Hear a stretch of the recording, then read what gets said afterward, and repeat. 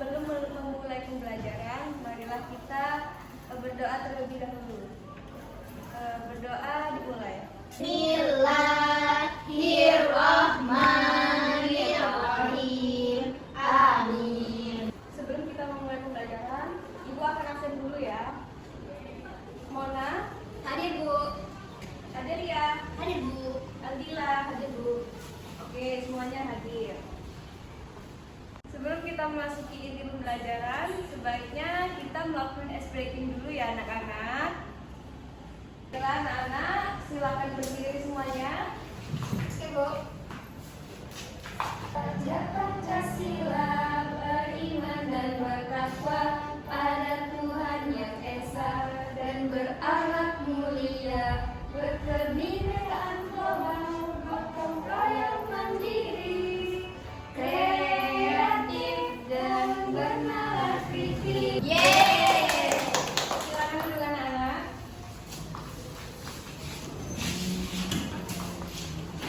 Anak-anak, hari ini kita akan mempelajari tentang penggolongan tumbuhan. Sebelumnya, coba deh lihat tumbuhan di sekitar kalian. Apa saja yang berbeda antara satu tumbuhan dengan yang lain? Contohnya apa nih yang tumbuhan yang berada di sekitar kalian? Pisang Bu. Iya. Terus apa lagi? Itu Bu, pohon ceri. Pernahkah kalian melihat tanaman padi? Pernah Bu. Kalau pohon mangga tahu? Tahu. Apa perbedaan antara pohon padi dan mangga? Saya Bu, kalau padi itu kecil batangnya, kalau pohon mangga itu besar dan tinggi. Ya, apalagi daunnya? Kalau daun padi itu kecil juga, dan kalau daun mangga itu lebih besar dan lebar. Ya. Kalau batang padi itu tumbuhnya di mana? Biasanya di sawah Bu. Tempatnya di darat atau di air? Di air Bu. Kalau mangga? Di darat Bu. Baiklah, sebelumnya Ibu akan menampilkan sebuah video. Ditonton ya anak-anak. Oke Bu. Pusada 5, kita akan belajar Galileo dengan materi pengelompokan tumbuhan. Sebelum kita mulai, kita baca basmalah dulu ya. Bismillahirrahmanirrahim. Sudah kalian tonton kan videonya tadi? Sudah Bu. Baik. Nah, ternyata penggolongan tumbuhan itu ada berdasarkan tempat hidupnya, berdasarkan bentuk daunnya, dan berdasarkan bentuk batangnya. Kalau enceng gondok hidupnya di mana? Di air Bu. Terus daunnya berbentuk apa? Agak bulat dan sedikit lebar Bu daunnya. Ya. Kalau pohon rambutan itu ciri-ciri batangnya apa? Besar Bu. Kuat Bu. Berkayu Bu. Oke, baik, benar ya. Kalau batang rambutan itu dia batangnya kuat, berkayu, dan tidak mudah patah karena dia batangnya besar. Kalau batang padi bagaimana? Kalau batang padi Bu, batang itu mudah patah Bu. Agar kita lebih paham, sebaiknya Ibu akan mengajak kalian semua keluar. Kita akan melakukan observasi tentang tumbuh-tumbuhan yang ada di luar dan kita golongkan bahwa tumbuhan itu apakah dia hidupnya di mana, tempat hidupnya di mana, bentuk daunnya seperti apa, dan bentuk batangnya juga seperti apa. Ibu akan membagi kelompok sebelum kita melakukan observasi. Yang pertama itu kelompok pertama Mona dan Adelia, yang kedua itu Aldila dan Putri. Oke anak-anak, mari kita semuanya keluar. Kita akan melakukan observasi. Yeay! Nah anak-anak, di sini ada dua pohon, ini pohon mangga dan pohon rangka. Silahkan kalian berikan ciri-ciri atau tuliskan ciri-cirinya atau yang sudah Ibu sebutkan tadi ya. Ya Bu. Ya Bu.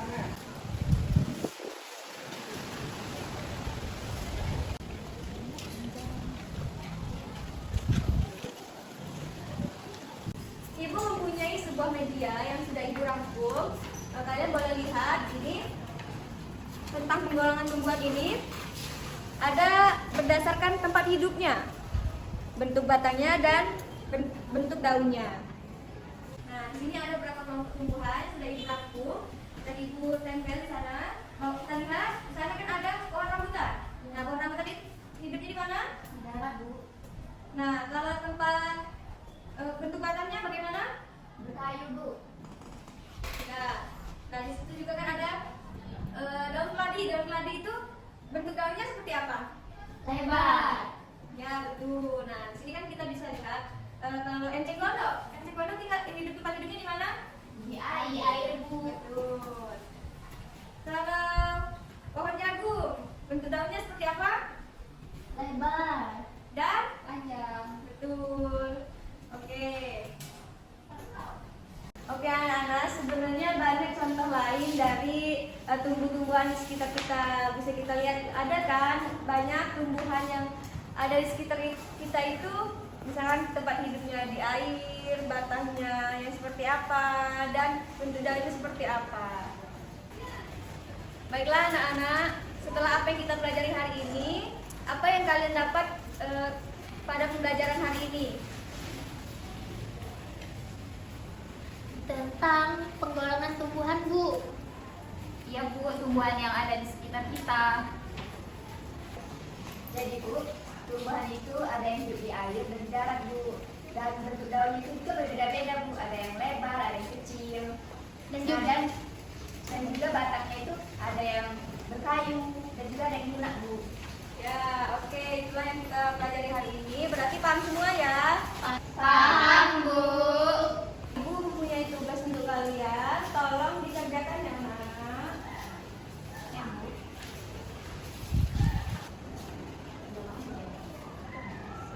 Apakah sudah selesai, anak-anak? Sudah, Bu. Kalau sudah selesai, tolong dikumpulkan ya. Baik, Bu.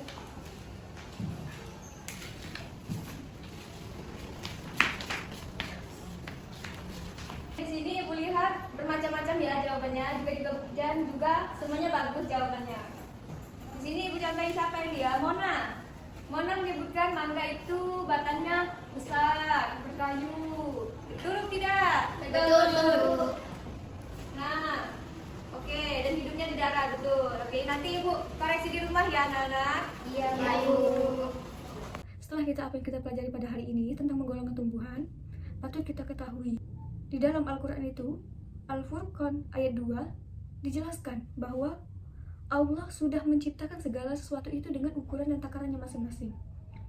Seperti tadi kita contohkan bahwa pohon mangga itu, misalkan pohon mangga itu diciptakan dengan batang yang kecil, bagaimana pohon mangga itu bisa menopang bahwa buah-buahnya yang besar itu? Pastinya jika pohon mangga itu diciptakan dengan batang yang kecil, maka dia tidak bisa menopang buah-buahnya yang besar. Maka dari itu Allah sudah menakarkan segala sesuatu itu sesuai takarannya. Allah Subhanahu wa Ta'ala sudah menciptakan tumbuh-tumbuhan itu dalam berbagai bentuk dan jenis, dan kita semua juga harus bersyukur atas keindahan yang Allah sudah ciptakan. Aku rasa pembelajaran kita hari ini sudah cukup dan kalian sepertinya banyak yang paham. Kita akhiri saja pembelajaran kita hari ini dengan berdoa. Berdoa dimulai. Bismillahirrahmanirrahim. Wal asri. Amin. Ibu akhiri, wabillahi taufiq wal hidayah. Wassalamualaikum warahmatullahi wabarakatuh. Wa